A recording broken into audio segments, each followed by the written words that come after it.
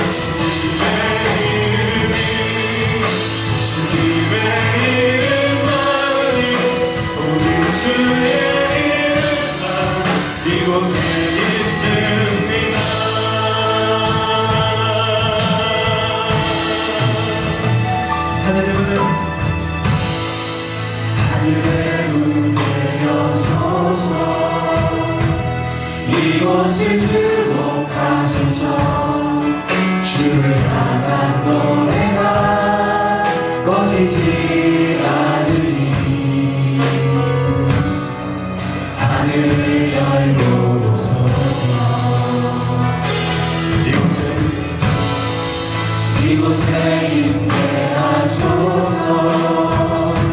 주님을 기다립니다. 기도의 향기가 하늘에 닿으니 주여 임재하여 주소서. 이곳에 오셔서 이곳에 앉으소서. 이곳에서 드린 예배를 받으소서.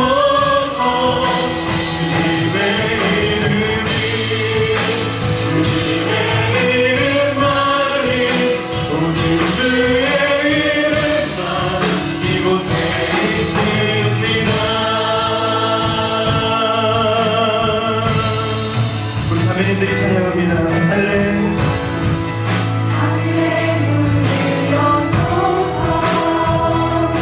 이곳을 주목하소서.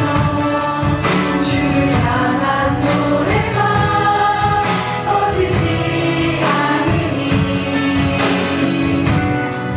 하늘을 열고 보소서. 주님의 형제들이 함께 고백합니다. 이곳에 임재하소서. 주님을 기다립니다.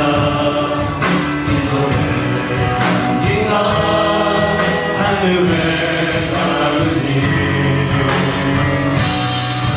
주여 임재하여 주소서. 이곳에 오셔서 이곳에 앉으소서.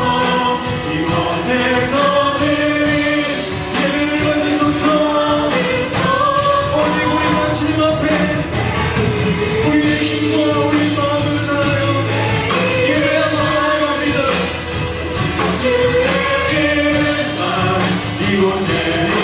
이곳에 오셔서 이곳에 앉으소서. 이곳에서 드린 예배를 받으소서.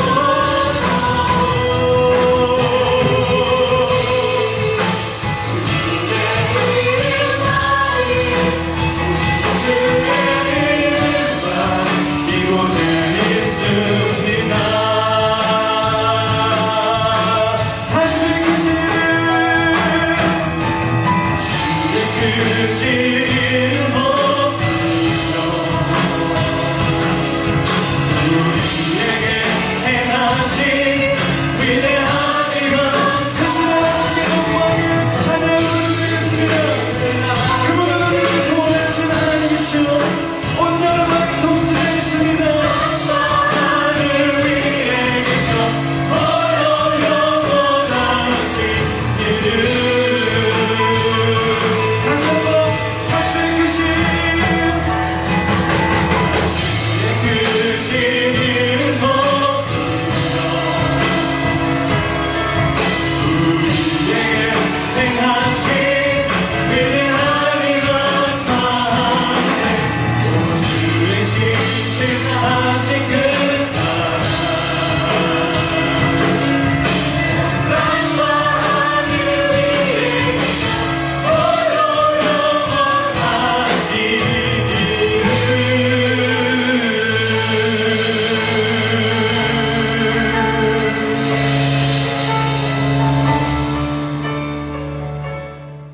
여러분은 신뢰를 얼마나 가지고 계신가요? 우리 사회의 어쩌면 가장 큰 위기, 공동체의 가장 큰 위기는 성장률이 떨어지고 이런 데 있는 것이 아니라 신뢰가 깨져가고 있다는 것이죠. 더 이상 아이들이 여행을 갈 때 안내하는 선생님들 말 잘 듣고 경찰들 말 잘 듣고 지시대로 해라고 하는 말을 할 수 없는 그런 시대를 우리는 이제 살아가고 있습니다. 사회 전체가 신뢰가 깨어지면서 각자 각자 도생이라는 말을 누군가는 쓰던데 자기 혼자 내가 살아남기 위해서 스스로 자신을 지켜야 되는 그런 환경 속에 우리가 내몰리고 있습니다. 이런 시대를 살아가면서 오늘 11월의 품성이 신뢰성이라는 주제인데요. 우리 이 주제를 좀 같이 다루면서 한번 좀 더 돌아보기 원합니다. 진실성이라는 10월의 품성 주제랑 사실은 거의 동일한 이야기죠. 그러니까 내가 진실하면 상대방이 나를 신뢰해 주게 되는 거니까. 근데 이제 진실성이라는 것은 이 성품의 방향이 나로부터 많이 흘러가는 내가 진실함으로 살아야 되는데 초점이 더 있다면 이 신뢰성은 상대방이 나를 그렇게 느껴야 되는 거죠. 상대방이 나를 믿어줘야, 신뢰해줘야 그런 면에서 이 인격의 품성의 방향성이 약간 다르다라고 말할 수 있는데요. 신뢰성의 정의를 이렇게 내립니다. 같이 한번 읽습니다. 하기로 한 일은 예기치 못한 희생이 따르더라도 끝까지 완수하는 것. 그러니까 어떤 사람이 내가 믿을 만하다, 어떤 사람을 내가 의지할 수 있다, 기댈 수 있다, 신뢰할 수 있다라고 한다면 그 사람은 하기로 한 일이 예기치 못한 희생이 따른다 할지라도 그것을 끝까지 완수해낼 수 있는 사람, 그런 사람이 내가 신뢰하고 기댈 수 있는 사람이 되는 거죠. 형편과 상황에 따라서, 장소에 따라서 변덕스럽게 말을 바꾸고 하는 사람, 그런 사람은 우리는 변덕스러운 사람, 그런 사람은 믿을 수 없는 사람이죠. 그래서 신뢰성의 반대 개념으로 불신 이렇게 표현하지 않고 신뢰성의 반대를 변덕이다 이렇게 표현을 해놓고 있는 것입니다. 한 사람이 하기로 한 약속, 하기로 한 일은 예기치 못한 희생과 대가가 치른다 할지라도 그래서 완수해내는 그런 사람, 그렇게 살아가는 것, 그것을 신뢰성이라고 정의하고 있습니다. 제가 청년 때 나중에 결혼해서 아이를 낳으면 아들을 낳으면 한결이라고 이름 짓겠다고 생각을 했었는데 첫째가 아들이 태어나서 한결이라고 이름을 졌어요. 근데 한결이라고만 해놓으니까 이게 한결 같은 건 좋은데 잘못하면 재미없잖아요. 고리타분하고 또 이렇게 한결 같기만 하면 뭔가 발전이 없잖아요. 그래서 둘째를 딸으려면 이름을 나은이라고 짓겠다. 그래서 나는 한결 나은 아빠입니다. 이렇게 소개를 하고 다니려고 내가 그랬는데 뜻대로 안 되고 아들이 태어나서 근데 이제 거의 비슷한 시기에 우리 김충기 집사님이 딸을 낳는데 그 이름 내가 쓰겠다 그래서 갖다 쓰라고 그래서 우리 김충기 집사님의 딸이 나은인데요. 이렇게 우리가 누군가를 내가 믿을 수 있다, 신뢰할 수 있다라고 하는 사람은 형편과 상황과 관계없이 늘 한결같은, 그러나 또 거기에 정체되어 있지 않고 계속해서 성장하고 발전하는 어떤 사람, 그런 사람이 있다면 우리가 신뢰하고 믿을 수 있을 겁니다. 이 신뢰성이라는 부분을 조금 더 내용을 다루기 전에 우리가 먼저 이 신뢰성에 대한 가장 기본적인 이 신뢰성이라는 성격이라고 표현할 수도 있고 어떤 신뢰성에 대한 가장 기본적인 전제된 개념들을 좀 먼저 정리할 필요가 있는데요. 첫 번째는 이 신뢰성은 결국 공동체를 행복하게 만드는 가장 중요한 키 가운데 하나가 신뢰성입니다. 오늘 함께 보았던 고린도후서 본문에 내가 범사에 너희를 신뢰하게 된 것을 기뻐한다. 그러니까 사실은 바울과 고린도 교회 사이에는 많은 갈등이 있었어요. 그 사이에 많은 굴곡이 있었고 고린도 교회가 좀 이렇게 잘못하는 것을 바울이 책망하고 이런 것 때문에 어려움이 그 사이에 있었는데 이제 그 모든 것이 해결돼서 서로를 신뢰할 수 있는 그런 관계로 회복된 겁니다. 범사에 내가 너희를 신뢰할 수 있는 것 때문에 내가 참 기쁘게 행복하다라고 말합니다. 여러분 지난 주간에 우리가 누군가를 좀 축복하는 인생이 살았으면 좋겠다. 나로 말미암아 내 곁에 있는 사람들이 얼마나 행복할까? 나는 그들 행복하게 하는 사람인가? 이런 이야기를 좀 나눴는데요. 여러분 한번 생각해 보세요. 내가 믿을 수 없는, 신뢰할 수 없는 남편과 아내와 내가 살아간다면 내가 그 가정에서 행복할 수 있을까요? 아이가 자라가는데 그 아이가 부모를 믿을 수 없다면, 내가 내 부모를 신뢰할 수 없는 부모와 내가 함께 살아간다면 그 아이가 그 가정이 행복할 수 있을까요? 한 나라의 백성으로 국민으로 살아가면서 어쩌면 가장 큰 축복 가운데 하나는 내 나라의 지도자를 믿을 수 있을 때, 내 나라의 리더십을 가진 사람이 이렇다고 얘기하면 그 말이 그래 그렇지라고 신뢰할 수 있는 리더십을 가졌을 때 그 국민은 행복한 국민일 겁니다. 신뢰할 수 없는 지도자를 가지고 있는 백성들은 무슨 말을 하더라도 저 말이 진짜일까? 맞는 말일까? 뭔가 복선이 있는 게 아닐까? 뭔가 우리를 괴롭히려는 의도가 있는 이런 걸 다 생각하는 그런 모습으로 살아가야 된다면 참 불행할 거예요. 교회 생활을 하는데 교회 속에서 교회 목회자나 교회 리더십을 신뢰할 수 있는 공동체 속에서 함께 신앙생활을 한다면 그 교인들을 행복할 수 있는 가장 기본적인 출발이 되는 거예요. 그런데 내가 신뢰할 수 없다면, 목회자를 신뢰할 수 없고 교회 리더십들을 신뢰할 수 없는 교회 생활을 내가 한다면 내가 어떤 헌신을 하고 예를 들어 헌금을 하고 그래도 이게 도대체 어떻게 쓰여지고 어떻게 될지를 못 믿겠고 그런 상황이라면 그 교회가 건물이 아무리 크고 때로는 설교자가 설교를 아무리 잘하고 그래도 사실은 그 공동체 속에서 신앙생활을 하는 게 그렇게 행복하지 못할 거예요. 내가 누군가를 행복하게 하고 축복을 주려면 가장 기본적인 것 중에 하나가 뭐냐면 내가 그 앞에 내가 신뢰받는 사람으로 서는 거예요. 내가 신뢰성 있는 사람으로 머물러 있는 것만 가지고도 내가 자녀들에게 믿을 만한 부모가 되는 것만 가지고도 내가 자녀들을 위해 축복의 가장 중요한 키는 내가 이미 열어주고 있는 거예요. 그러므로 이 신뢰성을 높이는 것은 우리의 삶의 내용, 질적인 얼마나 내가 삶을 행복하게 복되게 살아갈 수 있는가라고 하는 부분의 가장 기본적인 출발이에요. 여행을 가는데 믿을 수 없는 사람하고 내가 여행을 같이 다닌다면 회비를 내라 그래서 몇십만 원 냈는데 이걸 도대체 띄어먹고 자기는 조금 내고 우리는 많이 내게 하고 이런 의심이 주는 그런 사람하고 내가 여행을 간다면 어디를 간들 유럽이 어디 아까 베니스 피렌체가 나죠 그런 데를 간들 행복하겠어요? 불안하죠. 그러니까는 신뢰감을 형성하는 것은 이것이 행복의 가장 중요한 척도 가운데 하나가 된다는 사실을 기본적으로 기억하셔야 돼요. 그리고 또 하나는 이 신뢰성은 궁극적으로 하나님에 대한 신뢰로부터 이 신뢰성은 형성되는 겁니다. 성경은 사람을 믿음의 대상으로 제시한 적이 없어요. 성경은 사람은 오직 사랑해야 될 대상이지 믿을 만한 대상이라고 말하고 있지 않아요, 사실은. 언젠가 어떤 분이 자신의 아버님 얘기를 하면서 아버님이 책도 많이 보시고 글도 쓰시고 이런 분인데 성경을 읽어보셨다 그래요. 읽어보고 나서도 나는 별로 교회 가고 싶지 않다고 너희들이나 잘 다녀라. 왜 그러세요? 그랬더니 하시는 얘기가 성경을 읽어봤더니 너무 성경이 인간적이라는 거예요. 너무 내가 사는 사람들, 너무 평범한 보통 사람들, 어떤 영웅들의 이야기가 아니라 그냥 아브라함과 참 위대한 믿음의 조상이라고 말하지만 때로는 부인을 동생이라고 거짓말하기도 하고 이사 사기도 치고 거짓말도 그런 인물들의 이야기가 성경 속에 가득한 거죠. 사실 성경이 그 모든 사람들의 허물과 약점을 감추지 않고 그대로 노출시키는 데는 이유가 있어요. 우리는 그 사람을 믿음의 모델로 믿어야 될 대상으로 우리에게 성경은 제시하고 있지 않아요. 오직 하나님을 신뢰하고 하나님을 믿는 거예요. 그리고 하나님께서 그 사람 속에 일하시기 때문에 우리가 그 사람을 믿을 수 있는 거예요. 그 사람 때문이 아니라 그 사람 속에 역사하시는 그 하나님의 일하심을 믿기에 우리가 그를 신뢰하며 걸어갈 수 있는 거예요.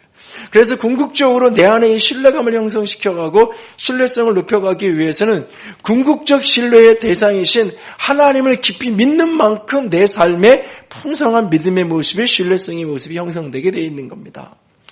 이번 달 큐티 본문이 이 요셉에 대한 이야기가 주로 다루어지는데요. 지난 주간부터 아마 요셉의 이야기가 시작이 돼서 이번 주 다음 주까지 아마 요셉 스토리를 많이 다루셔야 될 거예요. 묵상을 하면서 이 요셉의 스토리를 여러분이 묵상할 때 이 신뢰성이라는 관점에서 요셉을 한번 들여다보세요. 우리가 요셉을 이해할 때부터 이렇게 이야기합니다. 하나님이 꿈을 주셨고 그 꿈을 믿음으로 붙들었고 온갖 위기와 어려움 속에서도 하나님을 신실하게 붙드는 그 믿음으로 말미암아 궁극적으로 승리하는 삶을 살았던, 당신들은 나를 헤아려 하나님의 것을 선으로 바꿔주셨다는 악을 선으로 만드신 하나님을 믿고 끝까지 붙들었을 때 하나님이 그의 인생을 축복의 인생으로 책임져 준 사람 요셉을 기억합니다. 맞습니다. 그러나 또한 동시에 그 모습을 조금 다른 각도에서 보면 그는 어느 자리에 서 있든지 신뢰감을 주는 사람이었어요. 그는 부모에게 신뢰감을 주는 아들이었어요. 그래서 그 아들에게 세겜에 가서 형들이 어떻게 지내는지 보고 오라 그랬더니 갔더니 없어요. 없음에도 불구하고 또 거기서 더 길을 헤매면서 찾아가지고 도단성까지 가죠. 그는 자신의 주인에게 신뢰감을 주는 일꾼이었어요. 보디발이 자신에게 많은 일들을 맡겼어요. 그 일들을 신실하게 잘 감당했어요. 그러다 어느 날 보디발의 아내가 유혹하죠. 그때 이렇게 이야기합니다. 하나님 앞에서 내가 어떻게 죄를 지을 수 있겠습니까? 이 이야기만 한 게 아니에요. 그는 이렇게 말해요. 주인이 다른 건 다 나한테 맡겼는데 당신은 나한테 맡긴 적이 없습니다. 당신은 나한테 맡기지 않았기 때문에 맡기지 않은 것을 내가 손댈 수 없습니다. 라고 이야기하죠. 그는 사람들에게 믿을 만한 사람이었어요. 바로 앞에 섰을 때도 그냥 꿈을 잘 해석하는 특별한 능력이 어떤 능력자로 서 있는 게 아니에요. 바로가 보기에 저 사람 믿을 만한 사람이었어요. 그래서 이 나라의 경제를, 당시의 대제국이었던 이집트의 그 모든 경제를 맡길 만큼 신뢰감을 주는 그런 사람이었단 말이죠. 그러니까 하나님을 향한 신뢰, 하나님을 향한 믿음을 가졌다는 것이 결국 사람들과의 관계 속에서 신뢰감을 얻는, 신뢰감을 주는 모습으로 같이 연결되고 있어요. 그리스도인은 신자라고 표현하죠. 이 신자라고 하는 이 말은 하나님을 믿는 사람이란, 예수 그리스도를 믿는 사람이요. 그 말은 동시에 세상 속에서 다른 사람 보기에 믿을 만한 사람인 거예요. 하나님은 참 신실하게 믿는다라고 본인은 이야기하며 신자라고 말하는데 사람들 속에서 전혀 신뢰감이 제로인, 전혀 신뢰감을 주지 못하는 사람이다.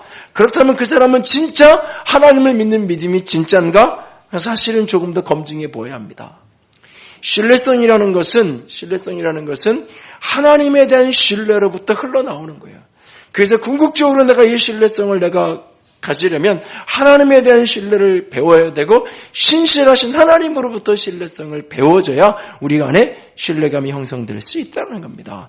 신뢰함으로 내가 공동체를 행복하게 할 수 있고 이 신뢰성을 통하여서 신뢰는 하나님으로부터 흘러나와줘야 되는 겁니다.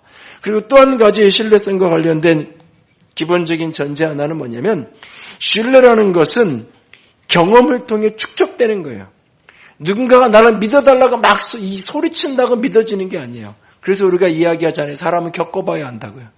그 경험을 통해서 신뢰라는 것은 축적되어지는 겁니다. 그 초등학교에서 국어 시간에 국어 시험을 봤다 그래요. 시험 문제가 뭐냐면 결심한 마음이 사흘이 가지 못하고 곧 느슨하게 풀어지는 것을 무엇이라고 하는가 해서 이 네모의 빈칸을 채워라 라고 하는 문제가 나왔어요. 정답이 뭐예요?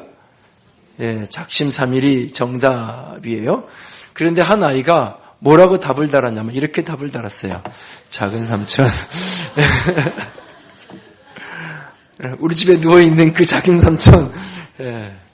여기 작은 삼촌들은 억울하다 그러지 마시고 어느 집에나 뭐 작은 삼촌이든 큰 삼촌이든 아이들 눈에 비쳤을 때 이런 어떤 사람은 한 사람 정도는 어느 집안이나 대부분 있게 마련이죠. 여러분 무슨 얘기예요? 사람은요 작심하는 걸로 변하지 않아요. 사람은 결심하는 걸로 변하지 않아요. 사람은 궁극적으로는 깨닫는 거라도 잘 변하지 않아요. 이 사람의 성품이라는 것, 특별히 내가 누군가에게 신뢰감을 주고 이것은 오랜 과정이에요. 매일매일의 연습을 통해서 사실은 빚어지고 만들어지는 거예요. 우리의 삶 속에서 사실은. 어느 날 오늘부터 내가 신뢰감을 주는 사람으로 살 거야. 나는 신뢰성인 사람이 될 거야. 한다고 되는 게 아니에요. 매월 첫 주마다 이 품성에 대한 주제를 같이 나누지만 지난달에 진실성에 대한 이야기도 나누시면서 진실하게 살아야지 했잖아요. 까마득하게 멀어지기도 하잖아요. 때로는. 오늘도 말씀을 들으면서 신뢰성 있는 삶을 살아야 돼. 우리가 이런 공동체를 만들어야 우리가 더 행복할 수 있어. 우리 가정도 교회도 이 사회도 잃어버린 이 신뢰를 회복해야 돼. 생각은 하고 결심은 해요. 그런데 여전히 아무런 변화도 나타나지 않을 수 있어요. 왜? 이것은 삶의 경험으로 축적되는 거예요. 매일매일의 작고 사소한 일들의 연습 속에서, 훈련 속에서 축적되어져서 그것이 쌓여가면서 신뢰감이 만들어지는 겁니다. 오늘 저와 여러분의 삶 속에서 끊임없이 이 신뢰감이 더 쌓여서 신뢰할 수 있는 그런 공동체를 세워갈 수 있는 우리 모두가 될 수 있기를 원합니다. 그러기 위해서 무엇을 조금 더 연습해야 될까요? 조금 더 구체적으로 실질적으로 연습해야 되는 것 세 가지를 말씀드립니다. 첫 번째는 말을 사려 깊게 하는 것부터 연습을 시작해야 됩니다. 믿고 기댈 수 있는 사람이 되려면 말을, 약속을 사려 깊게 하는 것에서 시작해야 돼요. 이 신뢰성의 정의를 하기로 한 일을 예기치 못한 희생이 따르다 할지라도 끝까지 완수하는 거라고 그랬어요. 중요한 포인트가 어디서 시작되느냐? 하기로 한 일. 내가 그것을 하기로 하는 게 이게 약속이잖아요. 내가 하기로 하는 게 말하는 거잖아요. 이 말을 사려 깊게 하는 것에서부터 시작해야 합니다. 그러니까 함부로 급하다가 아무 데서나 내가 그냥 급한 김에 함부로 약속을 하면 결국 그게 나한테 올무가 되어서 나를 힘들게 하죠. 사람이 약속을 하고 약속을 안 지키는 경우는 여러 가지 다양한 경우가 있겠지만 크게 두 가지예요. 처음부터 약속할 때 약속을 지킬 의도가 없었어요. 처음부터 그래 내가 해줄게 하지만 사실은 그냥 이 상황을 모면하기 위해서 피해가기 위해서 그냥 내가 하는 약속, 별로 마음속에 이 약속을 꼭 지켜야지라고 하는 의도가 계획이 없이 그냥 쉽게 그냥 상황을 모면하기 위해서 별로 하고자 하는 의도 없이 말하는 경우가 있어요. 또 하나는 약속을 진정 지킬 의도가 있고 의지가 있지만 지킬 능력이 없는 경우가 있죠. 그 약속을 지켜갈 수 있는 힘이 없어서 약속을 못 지킬 수 있어요. 그러니까 약속을 말을 사려 깊게 하라는 것은 내가 이것을 진짜 지킬 의도가 있는지 내가 이 약속을 진짜 행할 목적이 내 마음에 있는지를 들여다보라는 거고 또 하나는 진짜 내가 그렇게 할 의지가 있지만 능력이 있는지 내가 그럴 만한 능력이 없다라면 그것에 대해서 다시 생각해 봐야 되는 거예요. 그 두 가지 부분을 충분히 검토하고 약속을 하고 말을 하라는 거예요. 그것이 말을 사려 깊게 하는 거예요. 그렇지 못하니까 자꾸 공약이 빌공짜 공약이 되는 거잖아요. 약속을 하면서 다 그것이 빌공짜예요. 그냥 허언이 돼버리고 마는 거잖아요. 급하니까 함부로 이야기하고 끝내버리고 마니까. 성경에 참 슬픈 이야기 한 장면이 있죠. 사사기에 나오는 사사 입다에 대한 이야기예요. 사사가 입다가 이 암몬과의 전쟁에 나서면서 하나님께 경솔하게 함부로 서원을 해요. 내가 전쟁에서 하나님이 나를 이기게 해서 평안하게 돌아오게 해주시면 내가 돌아오는 길에 내 집 대문 앞에서 제일 먼저 만나는 사람을 내가 하나님께 번제물로 드리겠습니다. 하나님이 사람을 번제물로 드리는 것을 좋아하실 리가 없는데 그런 허언을 함부로 경솔하게 그런 약속을 했어요. 그러는데 전쟁에서 승리하고 돌아오는데 딸아이가 아버지가 전쟁에서 이기고 돌아오니까 딸이 너무너무 기쁘잖아요. 그러니까 제일 먼저 속옷치며 춤추면서 아빠를 마중하러 나간 거예요. 그 사건이 그 순간 입다가 이렇게 이야기합니다. 같이 읽을까요? 입다가 이를 보고 자기 옷을 찢으며 이르되 어찌할꼬 내 딸이여 너는 나를 참담하게 하는도다. 너는 나를 괴롭게 하는 자 중에 하나로다. 내가 여호와를 향하여 입을 열었으니 능히 돌이키지 못하리라 하니. 여러분 이게 지금 딸이 아버지를 참담하게 하는 거예요? 딸이 아버지를 괴롭히고 있는 거예요? 이 장면이 지금? 그게 아니죠. 아버지가 말을 함부로 해서 하나님 앞에 잘못 말해서 이런 일이 지금 이런 상황이 지금 벌어지고 있는 거잖아요. 그래서 전도서의 지혜자는 우리에게 이렇게 권면합니다. 같이 읽습니다. 너는 하나님 앞에 함부로 입을 열지 말며 급한 마음으로 말을 내지 말라. 하나님은 하늘에 계시고 너는 땅에 있음이라. 그런즉 마땅히 말을 적게 할 것이라. 급한 마음에 함부로 말하지 말라고요. 하나님 앞에서건 사람 앞에서건 급한 상황, 그냥 이 상황만 면피를 하기 위해서 그냥 진짜 정치인들이 오직 선거만을 위해서 그냥 그 빌공짜 공약을 남발하듯이 그렇게 우리 일상생활 속에서 그렇게 내가 진짜 그걸 지킬 마음도 없고 의도도 없으면서 그리고 능력도 없으면서 말하지 말라는 거죠. 약속을 말을 사려 깊게 해야 돼요. 그래서 이사야서에 보면 종말이 올 하나님 메시아, 이 땅에 하나님이 주실 새로운 공의의 정의의 왕이 오실 건데 그 왕의 성품을 이렇게 묘사하고 있어요. 세 번역으로 되어 있는데요. 같이 읽습니다. 그들은 경솔하지 않을 것이며 사려 깊게 행동할 것이며 그들이 의도한 것을 분명히 말할 것이다. 하나님이 세우실 탁월한 리더십을 여러 가지 성품을 이야기하는 게 이사야 32장인데 그 중에 경솔하지 않고 사력 있게 행동하고 의도한 것을 분명하게 말하는 그런 사람을 하나님이 세우시겠다라고 약속하고 있는 것을 보게 됩니다. 여러분, 누군가에게 신뢰감을 주는 사람이 되고 싶은가요? 그러면 말을 사력 있게, 약속을 신중하고 사력 있게 하는 것을 시작하셔야 돼요. 자기 자신이 늦을 걸 뻔히 알면서 11시로 약속을 해요. 형편이 지금 상황이 이래서 분명히 11시까지 못 가는 걸 뻔히 알면서도 아니요, 그러면 11시까지는 제가 안 되고 11시 반까지 갈게요. 처음부터 약속을 신중하게 해야 되는 거예요. 그 시간에 도착 못할 걸 뻔히 알면서도 불구하고 그렇게 약속을 해놓고는 나중에 뭐 이런 일이 있고 저런 일이 있고 이야기하죠. 그러면서 계속해서 신뢰감은 깨질 수밖에 없는 거예요. 처음부터 형편이 어렵고 못하겠으면 나는 그거 못한다고. 그것이 정직한 거예요. 내 능력이 안 되는 걸. 그럼 처음부터 내가 능력이 되면 하고 돈이 생기면 하고 생기지 않으면 제가 못하겠습니다. 그러면은 거짓말하는 게 아니죠. 돈이 안 생겨서 못하는 거는. 정확하게 우리가 약속을 할 때, 말을 할 때 그 말을 사력 있게 하는, 사력 있게 신중하게 하는 것으로 시작이 되어야 됩니다. 두 번째로 일단 그래 사력 있게 그 말을 했으면 그 다음에 그 말을 책임지는 거죠. 그 말에 대한 약속에 대한 책임을 다하는 거예요. 하기로 했으면 거기에 어려움이 생기고 예기심이 생긴다 할지라도 그것을 감당해내는 거죠. 그럴 때 거기서 신뢰감이 형성되는 거예요. 2차 대전 당시에 어떤 젊은 비행기 조종사가 한 여성과 펜팔을 주고받았다 그래요. 전쟁이 주는 허무감과 출격 때마다 느끼는 불안감, 긴장감 이런 것들을 이 조종사는 그 여인과 편지를 나누면서 위로를 받고 삶의 용기를 얻었어요.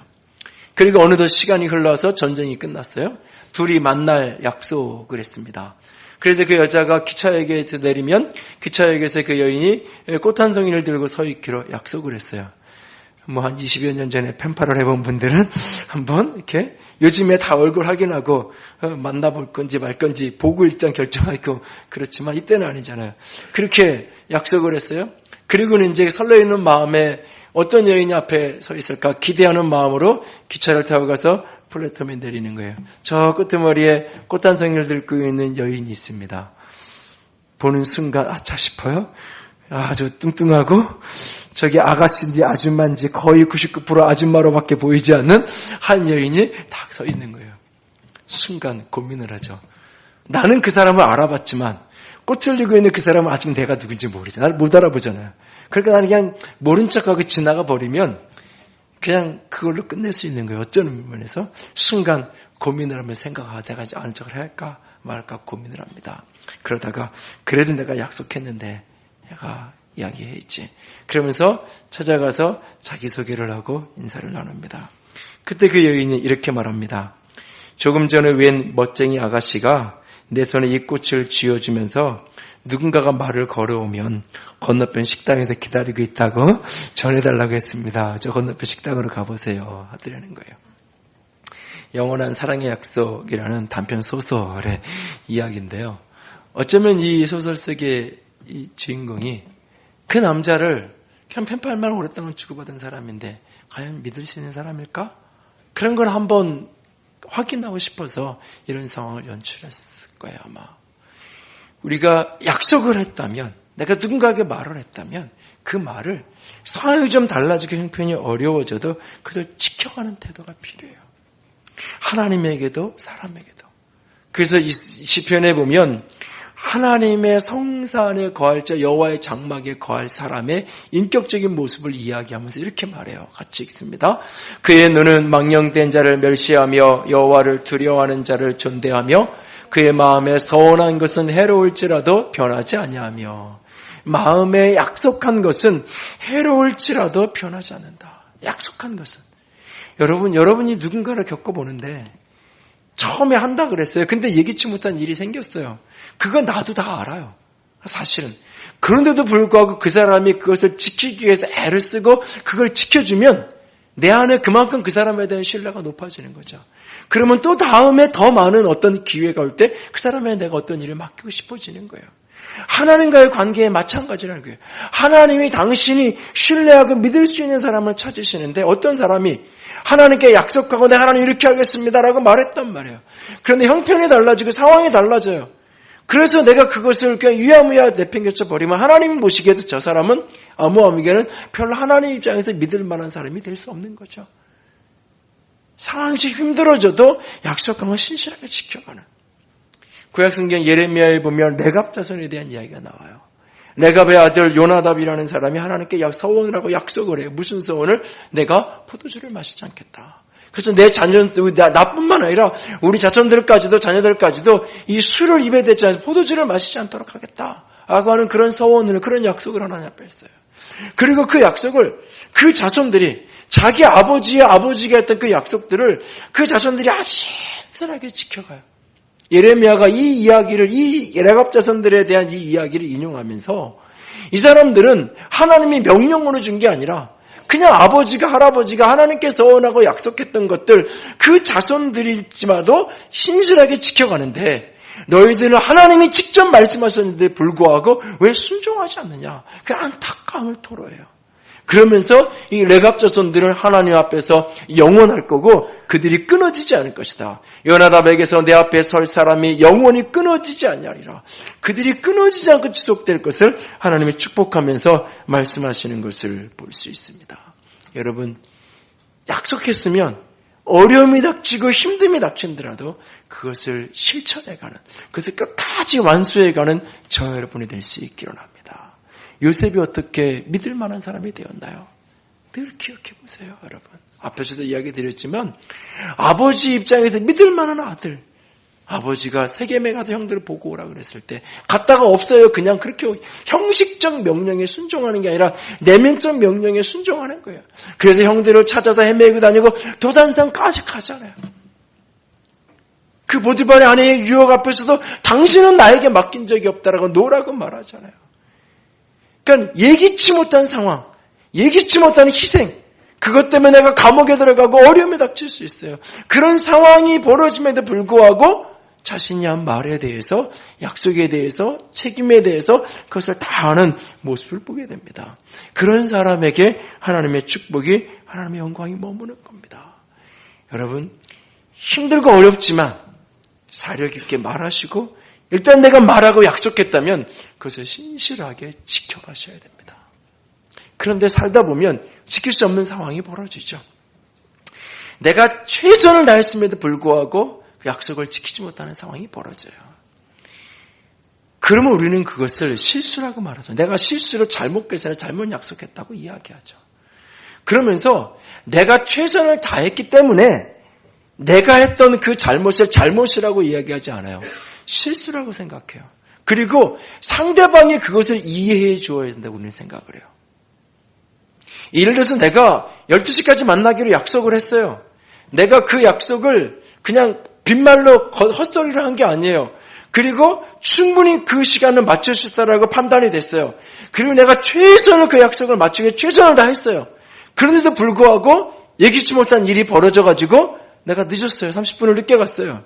그러면 우리는 예기치 못하게 벌어진 일들을 이야기하면서 나는 내 의도가 나쁜 게 아니라 계획적으로 의도적으로 늦은 게 아니라 나는 최선을 다했는데 이것밖에 안 됐어. 그러면 당신이 나를 당연히 이해해 줘야 돼 라고 우리는 생각해요. 여러분, 그 사람이 내 수고를 인정하고 이해해 주고 이해해 주지 않는 건 그 사람 몫이에요. 그 사람 몫이에요. 약속을 12시에 하고 30분 늦은 거는 내가 잘못한 거예요. 우리는 내가 최선을 다했기 때문에, 내가 약속을 지키기 위해서 노력을 다했기 때문에 그 약속을 못 지켜도 상대방이 이해해 줘야 된다고 생각을 해요. 그래서 잘못했다고 말하면서도 오히려 당당하죠. 왜? 나는 열심히 했으니까. 그러면서 그것을 잘못이라고 말하지 않고 쉽게 실수라고 말을 해요. 그러면서 이런저런 변명거리를 만들어내죠. 그런 사람에게 신뢰감을 갖지 없는 거예요. 신뢰감을 갖추기 위해서는 내가 최선을 다했어요. 그래도 불구하고 그것이 잘못될 수 있게 약속을 못 지킬 수 있어요. 그럴 때 그것을 잘못을 인정하고 바로 잡는 사람이 되어야 돼요. 그래야 신뢰감이 쌓아져 가는 거예요. 잘못을 잘못이라고 인정하고 잘못을 끊임없이 변명하는 것이 아니라 책임 전가하는 거예요. 상황이 이렇게 됐고 이렇게 됐고 이렇게 됐고 그것을 끊임없이 이야기하면서 나를 이해해달라고. 상대방이 이해해주고 이해하지 않는 것은 그건 그 사람 몫이에요. 그 사람 인격이에요. 그 사람 수준이에요. 나는 내 할 일을 해야 되는 거예요. 내가 약속을 하고 어떤 이유에서든지 약속을 못 지키고 그건 잘못한 거예요. 인정해야 돼요. 그러고 나서 그 다음에 어떻게 바로 잡을까? 바로 잡아야 되는 거예요. 그렇지 않으니까 잘못했다고 말하는데 바로 잡지 않죠. 그러니까 맨날 잘못했다고 말하는데 맨날 안 고치잖아요. 그런 사람이 사과하고 잘못했다고 이야기하고 미안하다고 이야기할 때 우리 그 말 안 믿잖아요. 어차피 저렇게 말만 저렇게 하고 또 그럴 건데 뭐 이렇게 생각하잖아요. 왜? 인정하고 바로 잡는 데까지 가지 않기 때문에 그렇게 되는 거죠. 몇 주 전에 진실성의 그 패밀리타임에 나왔던 이 하인스 이 식품에 대한 이야기 패밀리타임즈의 예화로 인용된 부분이 있었는데요. 대대적인 방송과 신문 광고를 했죠. 하인스 식품에서. 죄송합니다. 저희 제품에는 유독 성분이 들어있습니다. 케찹이나 소스, 여러분 뭐 이렇게 피자나 이런 거 먹으러 가시면 이게 소스 대부분이 하인즈 소스인데 어느 날 이 하인즈 회장에게 이 보고서가 들어온 거예요. 우리가 만드는 제품 속에 아주 미량의 그래서 적은 양을 복용하면 아무런 상관이 없지만 지속적으로 오랫동안 복용하면 건강에 치명적인 문제를 일으키는 독성 물질이 있다라는 그것이 보고서가 들어온 거예요. 이거는 외부에서 발견된 게 여론에서 써둔 게 아니에요. 내부에서 찾아낸 거예요. 그럼 이걸 어떻게 해야 되느냐?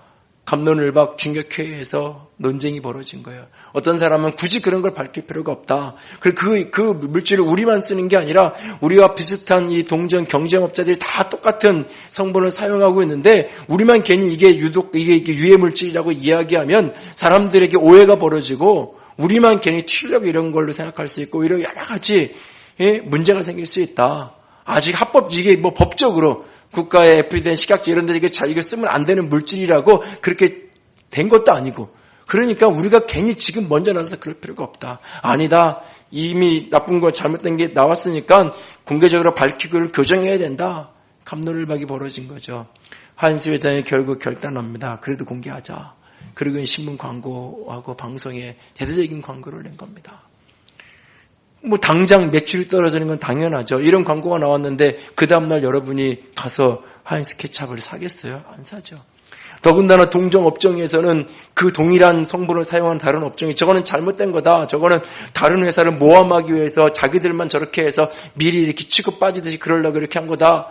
저거는 잘못된 거다라고 소송이 걸려가지고 4년여 동안 막대한 소송 비용이 들어가는 법정 다툼을 해야 되는 일이 벌어지죠. 회사가 파산 위기에 내몰리게 됐다 그래요.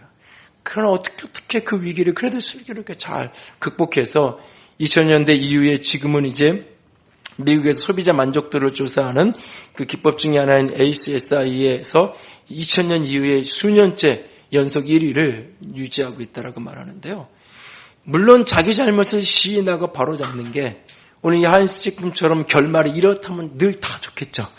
결말이 다 이렇다면 다 그렇게 하겠지만 결말이 이렇지 않을 수도 있어요. 그럼에도 불구하고 우리가 신뢰감을 주는 관계는 내가 잘못한 것을 인정하고 그걸 바로잡는 거예요. 갈라디아서에 범죄한 사람이 있으면 그 사람을 바로잡으라 그랬어요. 바로잡는 이 말은 다른 사람에게만 뿐만이 아니라 내게도 마찬가지예요. 예수님이 어느 날 이런 말씀을 하셨어요. 같이 읽습니다. 예물을 제단에 드리려다가 거기서 형제에게 원망 들을 만한 일이 있는 것이 생각나거든 예물을 제단 앞에 두고 먼저 가서 형제와 화목하고 그 후에 와서 예물을 드리라. 여러분 이 말씀은 가해자에 대한 이야기예요. 내가 하나님께 예물을 드리는데 예배하는데 마음속에 누군가 원망 들을 만한 일이 생각이 나요. 그러면 그대로 놔두고 그 사람에게 가서 화목하고 오라래. 화목을 어떻게 해야 돼요? 내가 잘못을 인정하고 그것을 바로 잡을 때 화목이 가능한 거예요. 화목한 게. 가서 그냥 내가 잘못했어 용서해줘. 그러면 화목한 게 되나요? 그걸 교정을 해야 되는 거예요. 내가 잘못한 일들이 바뀌어야 되는 거예요. 거기에 화목이 있는 거예요. 그래서 용서와 화목은 차원이 다른 거라고 이야기하고 있어요. 용서는 상대방의 변화와 관계없이 내가 해야 되는 거예요. 그러나 화목은 상대방이 교정되어야 화목이 화해가 가능한 거예요. 그래서 이 화목하고 돌아와서 예물을 드려라. 이 말은 가서 내가 잘못했어 용서해줘. 그냥 한마디 툭 던지고 오라는 이야기가 아니에요. 진실로 내 잘못을 인정하고 어떻게 이것을 바로잡을 수 있을지 그걸 바로잡아 놓고 내가 필요한 배상을 해야 되는 배상을 하는 거고 바로잡아 놓고 그리고 나서 하나님께 나와서 예배를 드리라고 이야기하고 있어요. 예수님께서. 우리가 신뢰감을 주는 하나님을 신신하게 믿는 신자로서 다른 사람에게 신뢰감을 주는 그런 믿음의 사람으로 살아가기 위해서는 우리가 말을 사려 깊게 하고 또 우리의 삶 속에서 내가 어떤 말이든지 그 말을 했다면 그 말을 책임지려고 최선을 다하고 최선을 다했지만 책임지지 못하는 상황이 벌어졌을 때 잘못을 인정하고 그리고 그것을 바로잡는 반복하지 않으려고 교정하는 그런 모습이 내 안에 삶에서 작은 일들에서부터 조그마한 일상의 일들에서부터 그런 모습이 자꾸 쌓여갈 때 그런 경험들이 축적되어질 때 사람들은 나를 믿어주는 거죠. 사람들 앞에 내가 신뢰성 있는 믿을 만한 사람으로 서게 되어지는 거예요. 그렇게 내가 서고 우리가 세워져 갈 때 우리의 공동체가 그만큼 축복의 공동체로 아름답게 서 갈 수 있을 겁니다. 신뢰감을 잃어버린 사회, 결코 행복한 사회가 될 수가 없어요. 하나님을 신뢰하는 것을 하나님으로부터 배우지 않고 결코 신뢰하는 삶을 살아갈 수 없어요. 신뢰는 어느 날 갑자기 만들어지는 게 아니에요. 경험의 축적 속에서 이것이 만들어지는 거예요. 그래서 오늘도 말을 사려 깊게 하는 연습을 하십시오. 오늘도 무슨 말을 내가 했든지 내가 한 말에 대해서 끝까지 책임지려고 그것을 다 완수하려고 애쓰십시오.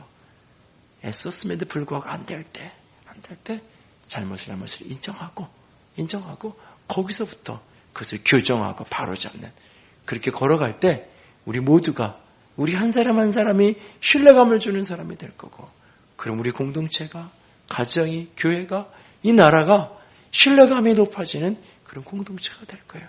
그 속에서 더 풍성한 삶이 더 아름다운 삶이 흘러나오게 될 것입니다. 그런 은혜가 그런 축복이 우리 가운데 가득할 수 있기를 주님의 이름으로 부탁을 드립니다. 이제 우리 같이 기도합시다.